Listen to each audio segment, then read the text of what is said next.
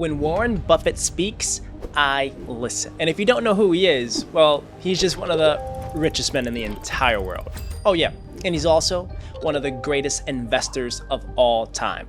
Oh yeah, and he's also the chairman of Berkshire Hathaway, one of the best performing stocks of all time. To sum it all up, this man is an investing god. And guess what he thinks you and I should do when it comes to our everyday investing? He says we should just buy index funds. So like I said, ladies and gents, when he speaks, I listen. So let's dive into my top 5 index funds that I think you should buy today. What's up, guys? This is your boy Kenny Finance. Welcome to the channel where we learn about nothing but smart money moves. And one of the smartest moves you can make with your money is figuring out where to get the best return on your dollars and your time. And I like to think of myself as a pretty smart investor. Like, I work in private equity at one of the best firms in the entire world.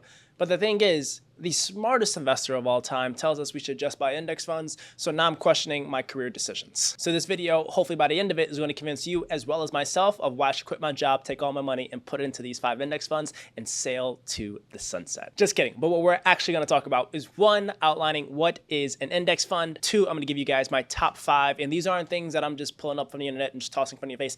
I actually own a lot of money in these 5 index funds, so these are my personal top 5 index funds. And then lastly, I'm going to give you guys a portfolio composition mix of how I have different things weighted across my portfolio for these index funds. So without further ado, let's dive right in. So what is an index fund? Awesome teacher moment here. So for Kenny teacher moment, let's going to do index fund 101. To sum it up, index funds, you can think of it as a basket of stocks. So when you go and you invest into the stock market, you have 2 options essentially. 1, you can go do a lot of research and find a list of companies and pick the top 1, 2, 3 companies that you like based on the company's product portfolio, based on their revenue growth, their profitability, their stock performance, all that. AKA being a professional investor, like what I do. That takes hours, that takes a lot of skill, and quite frankly, everyday people just don't have the time to stock pick. So that's one option. The other option is to invest in a passive investing approach, which is investing in index funds. So why pick one when you can have access to all? And when I say that is, in the stock market, there's thousands of companies, but essentially the S&P 500 is the top 500 that kind of matter and move the needle for a lot of American companies. So that S&P 500, instead of trying to pick one out of that 500, what if you can get access to all 500 of those stocks? That's just an example of the power of an index fund. Automatic diversification, instant access to the best companies in the entire world through fractional ownership. So that's why a lot of folks say diversifying your approach for investing in an index fund is time efficient as well as has superior returns. Now, you don't just have to buy the S&P 500 index fund. There are index funds for all type of different criteria. Just figure out where within the world of economics and businesses do you have conviction. Do you think that the top 500 companies in the entire world is a great bet? Then buy the S&P 500 index fund. Or do you think technology stocks is the way to go? Well, buy a tech-focused index fund. Or do you believe in consumer or industrials or financials, etc.? There is an index fund that exists for literally almost every type of categorization of a group of stocks. So to sum it all up, an index fund is a basket of stocks representing a specific category or group of stocks. So it's a great way for you to invest and diversify, and they're low cost. So if you don't have 100 hours a week to invest in finding the best companies in the entire world, picking them and riding the waves of them going up and down, I highly recommend that you invest in an index fund. But you already clicked on this video, so you're already interested in index funds. So let's give you guys the top 5. But before we do that, I want to give you guys a little bit of a teaser of why these things are so superior. Like, there's a reason why Warren Buffett says this is the smartest approach that everyday investors should take. And there's a reason why when he passes away, he's going to give majority of his wealth, 1, to charity, but 2, invested in index funds. It's because the returns are superior. The returns are pretty much bulletproof. So I have a pretty crazy stat for you guys. Since 1957, that's right, literally the 50s, the S&P 500 index fund, so the index fund that has access and exposure to the top 500 stocks in the S&P 500, that has generated an average annual return of between 10 to 11%. I think like 10.5%. That is crazy. So literally over the last 70 plus years, you have been getting an average of 10.5% every single year. Let's just imagine if we put that into the stock market in the S&P 500 index fund in 1957, and then we fast forward to today in 2024, how much that $10,000 we invested would have grown. And just to show you the power of the returns as well as keep your money invested in the market and compounding growth. That $10,000 invested for 67 years from 1957 all the way to 2024 at a 10.5% average return would have turned your money, without putting any extra money into it, would have turned it literally into $8 million. That's crazy. Turning $10,000 into $8 million because you let 67 years go by of investing in a diversified approach. And also keep in mind, when you put that money in, you literally have to do nothing. It just sits there and it grows and it rides the waves of, hopefully upward trajectory waves of stock market greatness. So this index fund stuff, it actually works. All right, so let's dive into the top 5 index funds that I have in my portfolio and why I think you should invest in these as well. And before you say I'm sort of promoting my stocks and all that, look, this is literally an index fund. Billions of dollars are in these things. So me telling you to invest in an index fund does not move the needle. So this is not insider anything. All right, it is just sound advice, not even advice. It is sound suggestions of how to invest like a pro. All right, here we go. Number 1, I have exposure to the S&P 500 index fund through Vanguard. That's called VOO. And I treat this as like my cash buffer. So I have my bank account that my paychecks go in, and with my paychecks, I cover all of my bills, all my expenses, and I do my auto saving and my auto investing. But when I have a lot of cash just sitting and I'm looking to make strategic moves soon, whether it's buying a house, buying a car, or investing in a different piece of equipment, whatever that may be, I don't have that just sitting in my mattress. If I wanted to make a smarter approach, I will put it in a high yield savings account, but that kind of only gets me around 4 to 5% each year. But what I do is I have the stomach to put it in the S&P 500 index fund. It's kind of like a savings account because this is relatively safe. It has an average return of around 10, 11%, and it's extremely liquid. And liquid meaning I can literally press sell and get that money the same day. So I treat it kind of like my savings account, and I put my money into the VOO index fund because I treat it like a cash buffer. So if you have big savings goals and you want to sort of keep money into a specific account, but also have it have pretty good upside potential, I highly recommend you using S&P 500 index funds as your cash buffer. Number 2, value companies. And in investing, there are sort of 2 kind of categories of companies. There's value companies, and then there are growth companies. And I'm going to cover 2 and 3 at the same time. So value companies is essentially more mature, cash flowing, profitable businesses. These are typically older companies that have been around for a long time, that have mature operations and have a lot of intrinsic value embedded into those businesses.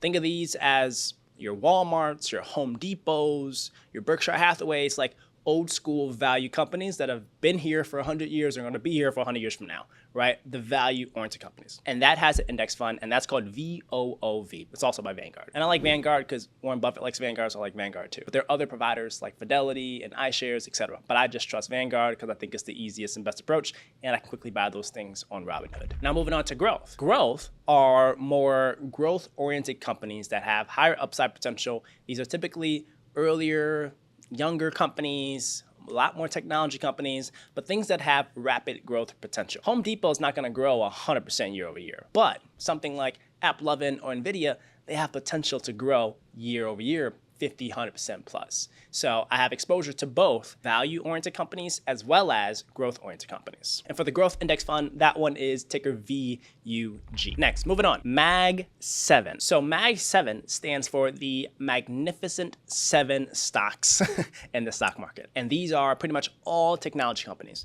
But when you think about it, in the S&P 500, there's kind of like a ranking of like the fastest growing, high profile, like top businesses. And the MAG7 is sort of the most influential, largest, high profile, fast-growing tech companies that exist. And these include Microsoft, Apple, Meta, which used to be Facebook, Amazon, Alphabet, which used to be Google, NVIDIA, as well as Tesla. So these are essentially the top 7 companies running the whole world when it comes to technology, growth, and the stock market. And if you see the stock market today, like usually when the MAG7 moves in a certain direction, the rest of the market kind of follows a little bit. Like if the MAG7 is up 10%, you're not gonna see the rest of the market down 30%. Like they're typically the leaders of the pack when it comes to the stock market. I don't have a particular view on every single one of those because like it's a lot of time to understand the dynamics of each of those companies. So I was like, you know what? They're all doing a lot of good stuff. These are things that are revolutionizing the world, literally with their tech and their products and their services. I think they're all gonna do really well 10, 20, 30 years from now. So I want exposure to all 7 of those. And I'm double dipping because they're already probably included in the S&P index, they're already included in the growth index, but I want exposure to these because typically these go up a lot, but they also have a little bit more risk, so they can go down a lot too. But I like the upside potential, and I have conviction in the performance of these 7 companies. So that's why I buy the MAG 7. And the ticker for that is literally MAGS, MAGS. And the last one is VGT, Vanguard's Information Technology Index. Now look, I'm a big tech nerd. I love the future. I love thinking about what the world's gonna be 10, 20, 30 years from now. And I think broadly, technology is going to be the driver of that. I don't think oil and gas is going to get us to the future. I don't think industrials is going to get us to the future. I don't think consumers are going to get us to the future. I think as a world, we are moving in on the precipice of extreme innovation and disruption across a lot of different industries. And in order for all of that to happen, technology needs to exist and it needs to grow. There needs to be more adoption and those things need to go up. So I think all of technology is a really good index to get exposure to. And this Vanguard Technology Index Fund literally does just that, and it gets me exposure to all technology companies that matter. And what's crazy is over the last 20 years, the average return of the VGT Index Fund has been around 21%.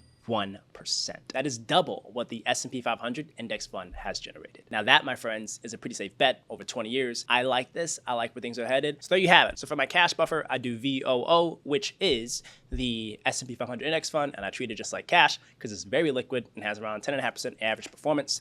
Next, I have exposure both to the value index, VOOV, as well as the growth index, VUG.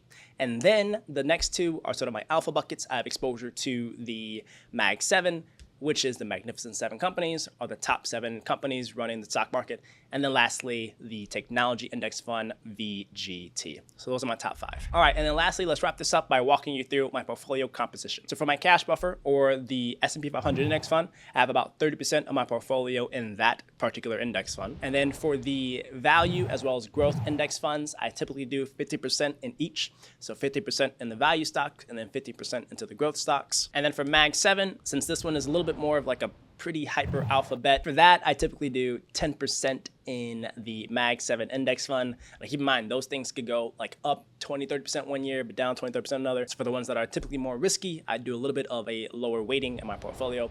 And then lastly, the VGT, which is the overall tech index. I'm pretty bullish on that, and I think it's really gonna go to the moon. And for those, I do another 30% allocation. So that's my pie. That is my index fund portfolio. I think this, with regular contributions, regular investments, and patience, and not selling, I literally haven't sold like barely anything besides like the cash buffer one when I need to move for any particular big investments or any cash needs. I don't touch it. I think with that, sitting, growing, and investing regularly, that's gonna turn me into a multi-millionaire by the time I reach retirement age, especially. And I think it's a really good approach for you guys if you're a beginner investing, because there's literally no minimum investment in these. You can take $10 or $100 or $1,000 and get started investing in these index funds today. And I highly recommend that you guys jump into that ASAP. So if you guys enjoyed that video, make sure you guys smash that like button. It means the world to the channel. And if you have other index funds that you are absolute ragers and fans of, leave that down in the comments, because you could save either me or someone else who's watching this video by giving us a really good idea of how to boost up our index fund portfolio. But if you want a little bit of a higher level background video on index funds 101, and you want to understand fundamentally how to play those games and why they are the best investment in the entire world, literally, I made this next video called Index Fund 101 for beginners if needed. So appreciate you guys rocking with us. Happy investing and good luck as it relates to your investing journey. Look, I'm here to support you guys every single step of the way for you guys to make smart money moves. I appreciate you guys watching, and I'll catch you guys on the next one. Peace.